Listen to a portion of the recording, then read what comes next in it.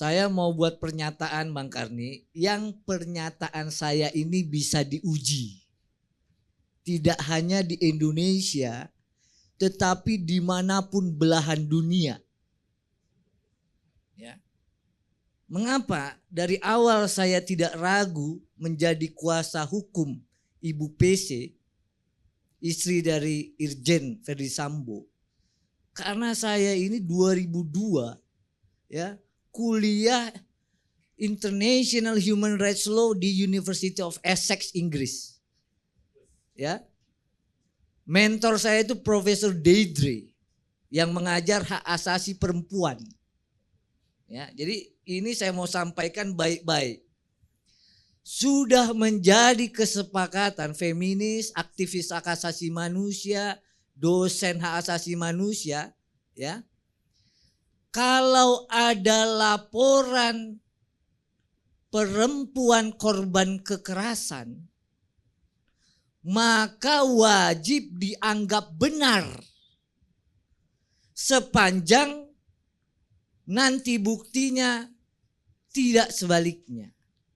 Undang-Undang 12 tahun 2022 ya menyatakan bahwa ini ada pasalnya, bukan saya ngomong. Pasal 71 ya.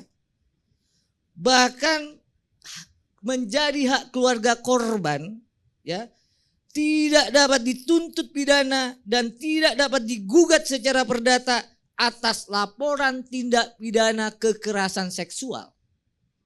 Ya. Jadi kalau yang nggak percaya, kalau nggak punya pandangan sama saya seperti itu, sudah pasti nggak belajar. Kita nggak bicara menghakimi atau membuktikan nanti di persidangan, karena kalaupun ditetapkan menjadi tersangka, tersangkanya ini sudah meninggal dunia. Tapi yang kita mau bilang adalah dalam penyelidikan itu mau diketahui adakah alat bukti yang cukup yang dapat digunakan untuk ya naik ke penyidikan.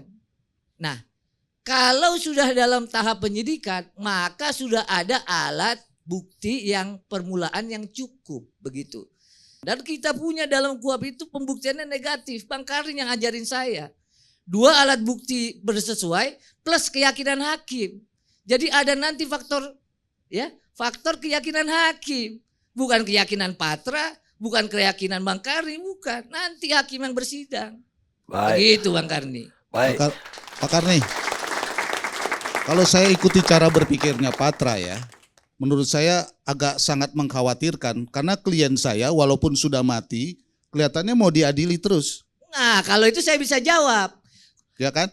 Mau diadili KUHP terus ini, karena ujungnya ya, ini semua kan dibawa ke pengadilan. Bukan. Sementara ketentuan hukumnya kan sudah jelas, kalau ini itu tidak bisa dituntut. Aturan main sebentar ini bukan dulu. berdasarkan maunya, Tadi saya bicara. Aturan ini bukan kalau sekolahnya berdasarkan, internasional harus ada sopan santun dan adat bukan istiadat. berdasarkan maunya Johnson. 41 tahun kayak KUHP. begini. Wah.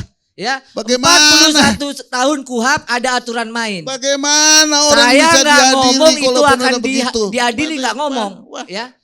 Bahwa setelah ditetapkan menjadi tersangka, Johnson ada benarnya. Penuntutan. Anda dengar dulu dong apa. Oh, kalau gitu boleh. Argumennya apa? Kalau itu? Bang Karni yang ngomong saya nurut. Pendidikan Inggris nih. Gua pendidikannya. Kalau Bang Karni yang ngomong saya nurut. Nah, itu aja. Silakan. Iya. Kalau kayak begitu caranya, walaupun kita tahu ini tidak bisa dibawa, kan ini ujung dari semua ini kan dibawa ke pengadilan. Nah, sementara orangnya dan hukumnya mengatakan sudah tidak bisa dituntut lagi. Dia masih mau mau diadili. Klien saya sudah jadi korban, mau diadili lagi. Emang kalau orang udah mati dengan alasan hak asasi apa segala macam lah, itu tadi seperti kuliah dia di Essex itu, ya kan? Begitu kira-kira Pak Karni. Tidak ada pernyataan saya mau mengadili orang yang sudah meninggal dunia. Cari, nggak ada. Tapi saya ingatkan bahwa aturan main ini sudah 41 tahun. Dan ini digunakan juga oleh penyidik.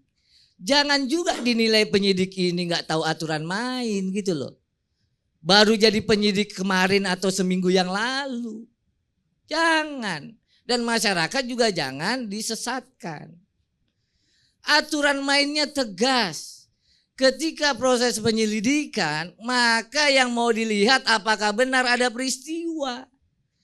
Ketika naik statusnya, apa benar itu peristiwanya dilakukan oleh si A si B. Makanya ada penetapan tersangka. Ketika sudah penetapan tersangka dan ternyata yang disangka sudah meninggal dunia, masuk ke pasal 77 KUHP. Hapus penuntutannya. Dan bukan hanya alasannya karena meninggal dunia. Ada daluarsa, ya. Lantu kalau dibilang sudah meninggal dunia, yang tadinya penyidik itu misalnya melakukan penyidikan dan ternyata daluarsa, nggak boleh disidik. Bukan saya yang ngomong. Bahkan sudah ada penetapan tersangka, ternyata di stop. Oh, ternyata daluarsa. Di stop juga. Jadi penuntutannya henti. Tidak masuk ke persidangan. Kenapa? Karena daluarsa.